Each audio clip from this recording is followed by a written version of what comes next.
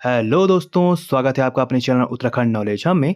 दोस्तों, आज मैं आपके लिए सामान्य हिंदी का बहुत ही महत्वपूर्ण टॉपिक काल लेके आया हूं। तो दोस्तों, आज हम काल के भेदों के बारे में जानेंगे, जो कि Uttarakhand lower PCS, upper PCS, स्नातक स्तरीय परीक्षा, वीडियो वीपीडीओ पटवारी लेखपाल पुलिस व राज्य व केंद्रीय सभी सरकारी भर्ती परीक्षाओं हेतु समान रूप से उपयोगी है। तो चलिए दोस्तों, आज का टॉपिक शुरू करते हैं। तो दोस्तों, अब हम कालों के बारे में जानते हैं। तो दोस्तों, व्याकरण के दृष्टिकोण से काल का अर्थ है समय, और दोस्तों इसकी परिभाषा है क्रिया के जिस रूप से क्रिया निष्पादन के समय का ज्ञान हो उसे काल कहते हैं। दोस्तों, काल के 3 भेद होते हैं, जो हैं भूतकाल, वर्तमान काल और भविष्यत काल। अब दोस्तों, भूतकाल के बारे में जानते हैं। दोस्तों, इसकी परिभाषा है क्रिया के जिस रूप से कार्य के बीते हुए समय या अतीत में संपन्न या पूरा होने का बोध हो उसे भूतकाल कहते हैं। दोस्तों, भूतकाल के 6 भेद होते हैं। इसमें सामान्य भूत, आसन्न भूत, पूर्ण भूत, अपूर्ण भूत, संदिग्ध भूत और हेतुमत भूत। अब दोस्तों, भूतकाल के 6 भेदों के बारे में जानते हैं। इसमें पहला है सामान्य भूतकाल। दोस्तों, इसकी परिभाषा है क्रिया के जिस रूप से कार्य के बीते हुए समय में संपन्न होने का बोध हो किंतु ठीक समय का बोध न हो तो उसे सामान्य भूतकाल कहते हैं। जैसे दोस्तों, बच्चा आया, राम गया, सीता ने पत्र लिखा, ये उसके उदाहरण हैं। अगला है दोस्तों इसमें आसन्न भूतकाल। दोस्तों, इसकी परिभाषा है क्रिया के जिस रूप से यह ज्ञात हो कि क्रिया अभी अभी पूर्ण हुई है उसे आसन्न भूतकाल कहते हैं या आसन्न भूत कहते हैं। जैसे दोस्तों, गाड़ी आई है, शिवम ने पत्र लिखा है, श्याम अभी आया है, मैंने आम खा लिया है। तो दोस्तों, हमें इसमें ज्ञात हो रहा है कि क्रिया अभी अभी पूर्ण हुई है। अगला है दोस्तों पूर्ण भूतकाल।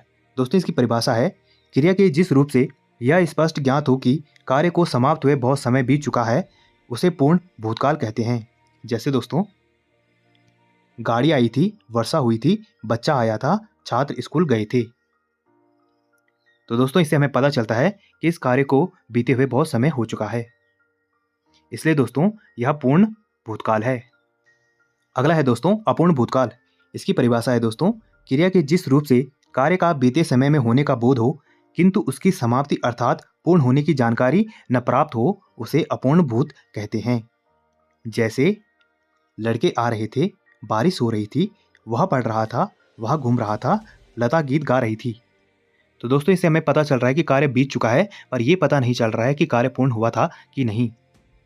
अगला है दोस्तों संदिग्ध भूतकाल। इसकी परिभाषा है दोस्तों क्रिया के जिस रूप से कार्य होने में अनिश्चितता अथवा संदेह बना हो उसे संदिग्ध भूत कहते हैं। जैसे, बच्चा आया होगा, सानू ने गाया होगा, उसने कहानी पढ़ी होगी, शिवम ने पत्र लिखा होगा, बस छूट गई होगी। तो दोस्तों, इस कार्य के होने में संदेह बना है, इसलिए दोस्तों यह संदिग्ध भूतकाल है। अगला है दोस्तों हेतुमत भूतकाल। इसकी परिभाषा है दोस्तों जब एक क्रिया के होने या न होने पर दूसरी क्रिया का होना या न होना निर्भर करता हो तो उसे हेतुमत भूत कहते हैं। इससे यह पता चलता है कि क्रिया भूतकाल में होने वाली थी लेकिन किसी कारणवश हो नहीं सकी। जैसे दोस्तों, यदि तुमने मेहनत की होती तो पास हो जाती, यदि वर्षा होती तो फसल अच्छी होती, यदि वह आता तो मैं जाता, यदि शिवा ने पत्र लिखा होता तो मैं अवश्य आता। तो दोस्तों, इन सभी उदाहरणों में आपने देखा होगा कि क्रिया के होने या न होने पर दूसरी क्रिया का होना या न होना निर्भर है। अब दोस्तों इसमें दूसरा है वर्तमान काल। इसकी परिभाषा है दोस्तों क्रिया के जिस रूप से कार्य के वर्तमान समय में संपन्न होने का बोध हो उसे वर्तमान काल कहते हैं। जैसे, मैं विद्यालय जाता हूँ, रोहन खा रहा है, माँ पूजा कर रही है। दोस्तों, वर्तमान काल के 5 भेद होते हैं, जो हैं सामान्य वर्तमान काल, अपूर्ण या तात्कालिक वर्तमान, पूर्ण वर्तमान, संदिग्ध वर्तमान और संभाव्य वर्तमान। अब दोस्तों इनको विस्तार पूर्वक जानते हैं। इसमें पहले सामान्य वर्तमान काल के बारे में जानते हैं। इसकी परिभाषा है क्रिया का वह रूप जिससे क्रिया का वर्तमान में होना पाया जाए सामान्य वर्तमान काल कहलाता है। जैसे दोस्तों, राम पढ़ता है, बच्चे खेलते हैं, सूर्य पूर्व में निकलता है, लिखित भाषा में हम अपने विचार लिखकर प्रकट करते हैं, दुनिया को नई राह दिखाता है, वह कविता गायन करती है, वह कलकत्ता जाता है। तो दोस्तों, हमें इन उदाहरणों से पता चलता है कि यह सारी क्रियाएं वर्तमान में हो रही हैं। अगला है दोस्तों अपूर्ण या तात्कालिक वर्तमान काल। इसकी परिभाषा है क्रिया के जिस रूप से कार्य के होने या करने की निरंतरता का बोध हो उसे अपूर्ण या तात्कालिक वर्तमान काल कहते हैं। जो क्रिया अभी हो रही हो उसे अपूर्ण वर्तमान कहते हैं। इसे तात्कालिक वर्तमान भी कहते हैं। जैसे दोस्तों पक्षी उड़ रहे हैं, वह खा रही है, वह जा रहा है, लता गा रही है। तो दोस्तों इन सारी क्रियाओं में अभी वो क्रियाएं हो रही हैं पर पूरी नहीं हुई हैं, इसलिए दोस्तों इसे अपूर्ण या तात्कालिक वर्तमान काल कहा जाता है। अगला है दोस्तों पूर्ण वर्तमान काल। इसकी परिभाषा है दोस्तों, क्रिया के जिस रूप से कार्य के वर्तमान में पूर्ण होने की जानकारी प्राप्त होती है उसे पूर्ण वर्तमान काल कहते हैं। जैसे दोस्तों बच्चे आए हैं, गीता ने पुस्तक पढ़ी है, वह आया है, मेरी जेब में 10 रुपये हैं। तो दोस्तों इन उदाहरणों से पता चलता है कि यह जो क्रियाएं हैं वह पूर्ण हो चुकी हैं। अगला है दोस्तों संदिग्ध वर्तमान काल। इसकी परिभाषा है दोस्तों, क्रिया के जिस रूप से क्रिया के होने में संदेह प्रकट हो किंतु वह कार्य वर्तमान में ही हो रहा है, इस पर संदेह न हो तो उसे संदिग्ध वर्तमान काल कहते हैं। या क्रिया के जिस रूप में वर्तमान में क्रिया होने का संदेह हो उसे संदिग्ध वर्तमान काल कहते हैं। जैसे राम खाता होगा, वह पढ़ रहा होगा, माँ खाना बना रही होगी, बच्चे स्कूल जा रहे होंगे, वह खाता होगा। तो दोस्तों इन सभी क्रियाओं में संदेह बना हुआ है जो कि वर्तमान में ही हो रहा है, इसलिए दोस्तों इसे संदिग्ध वर्तमान काल कहते हैं। अगला है दोस्तों संभाव्य वर्तमान काल। दोस्तों संभाव्य का अर्थ होता है संभावित, अर्थात क्रिया के जिस रूप से यह पता चले कि कार्य के वर्तमान काल में पूरा होने की संभावना है तो उसे संभाव्य वर्तमान काल कहते हैं। जैसे वह खाया हो, संभवतः वह लिखता हो, वह पढ़ता हो, आज वर्षा होगी। तो दोस्तों यह सारे जो उदाहरण हैं वह संभाव्य वर्तमान काल के उदाहरण हैं। तो दोस्तों इन उदाहरणों से हमें पता चल रहा है कि वर्तमान काल में इन कार्यों का पूरे होने की संभावना है। तीसरा है दोस्तों भविष्यत काल। इसकी परिभाषा है, क्रिया के जिस रूप से यह पता चले कि कार्य आने वाले समय अर्थात भविष्य में होने वाला है तो उसे भविष्यत काल कहते हैं। जैसे इशिता गीत गाएगी, मैं आपकी प्रतीक्षा करूंगा, मैं खाना खाऊंगा, कल तापमान अधिक होगा। दोस्तों भविष्यत काल के 3 भेद होते हैं। इसमें पहला है सामान्य भविष्यत काल, अगला है संभाव्य भविष्यत काल और अगला है हेतुमत भविष्यत काल। तो दोस्तों अब इनको देखते हैं। इसमें पहला है सामान्य भविष्य काल। इसकी परिभाषा है दोस्तों, क्रिया के जिस रूप से यह पता चले कि क्रिया सामान्यतः भविष्य में होने वाली है तो उसे सामान्य भविष्यत काल कहते हैं। जैसे दोस्तों आज वर्षा होगी, प्रेरणा स्टूडियो जाएगी, शिवम कल दिल्ली जाएगा, प्रधानमंत्री बाढ़ग्रस्त क्षेत्रों का दौरा करेंगे, अध्यापक पाठ पढ़ाएंगे। तो दोस्तों इससे पता चल रहा है कि यह सारी क्रियाएं भविष्य में होने वाली हैं। अगला है दोस्तों संभाव्य भविष्य काल। इसकी परिभाषा है दोस्तों, क्रिया के जिस रूप से कार्य के भविष्य में होने की संभावना हो उसे संभाव्य भविष्यत काल कहते हैं। अर्थात जो भी क्रियाएं व कार्य होंगे वो भविष्य में होने की संभावना है तो इसे दोस्तों संभाव्य भविष्य काल कहते हैं। जैसे कदाचित शाम तक वो वापस आ जाए, शायद चोर पकड़ा जाए, कल शायद परीक्षा परिणाम घोषित हो, कदाचित संध्या को पानी बरसे, शायद कल यहाँ निर्माण का शिलान्यास होगा। तो दोस्तों इन सभी उदाहरणों से पता चलता है कि ये सारी क्रियाएं जो हैं वो भविष्य में इनकी होने की संभावना है। इसमें तीसरा है दोस्तों हेतुमत भविष्य काल।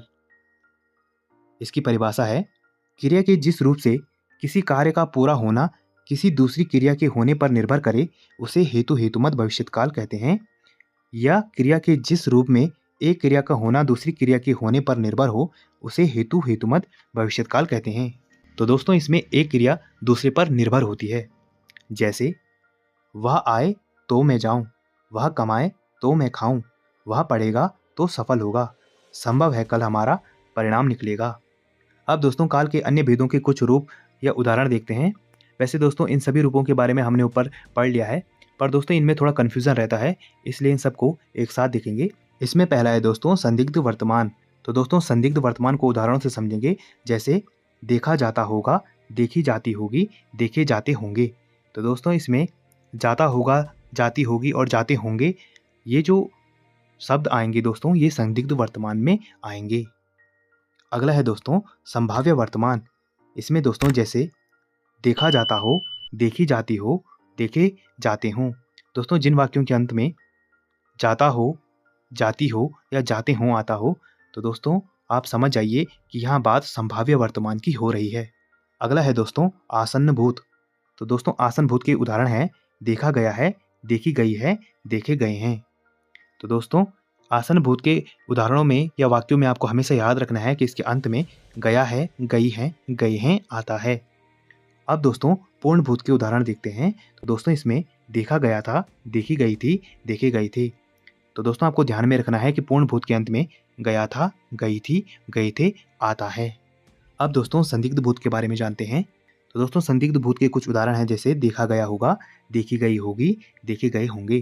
तो दोस्तों आपको ध्यान में रखना है कि संदिग्ध भूत में गया होगा, गई होगी, गए होंगे इनके अंत में आता है। अब दोस्तों संभाव्य भूत के उदाहरण देखते हैं। तो दोस्तों इसमें इसके उदाहरण हैं, देखा गया हो, देखी गई हो, देखे गए हों। तो दोस्तों जिन वाक्यों के अंत में गया हो, गई हो, गए हों आता है, तो दोस्तों आप समझ जाइए कि यहाँ बात संभाव्य भूत की हो रही है। अगला है दोस्तों संदिग्ध भविष्यकाल। दोस्तों इसके उदाहरण हैं, जैसे देखा जाऊगा, देखी जाऊगी, देखे जाएंगे। तो दोस्तों जिन वाक्यों के अंत में देखा जाऊगा, देखी जाऊगी या देखे जाएंगे आएगा, तो दोस्तों आप समझ जाइए कि यहाँ बात हो रही है संदिग्ध भविष्यत काल की। तो दोस्तों आज हमने सामान्य हिंदी का एक महत्वपूर्ण टॉपिक काल के बारे में जाना व काल के भेदों के बारे में जाना। और दोस्तों उम्मीद है कि आपको यह वीडियो अच्छी लगी होगी। और ऐसे ज्ञानवर्धक वीडियोस के लिए आप मेरे चैनल को लाइक कीजिए, कमेंट कीजिए, शेयर कीजिए, सब्सक्राइब कीजिए और मुझे इंस्टाग्राम पे फॉलो कीजिए। और इस वीडियो की पीडीएफ फाइल के लिए आप मुझे मेरे टेलीग्राम पे ज्वाइन कीजिए, वहाँ आपको इस वीडियो की पीडीएफ फाइल मिल जाएगी। और जितना हो सके दोस्तों इस वीडियो को अपने यार दोस्तों के साथ शेयर कीजिए और मेरे चैनल को ज़्यादा से ज़्यादा सब्सक्राइब कीजिए। Thank you.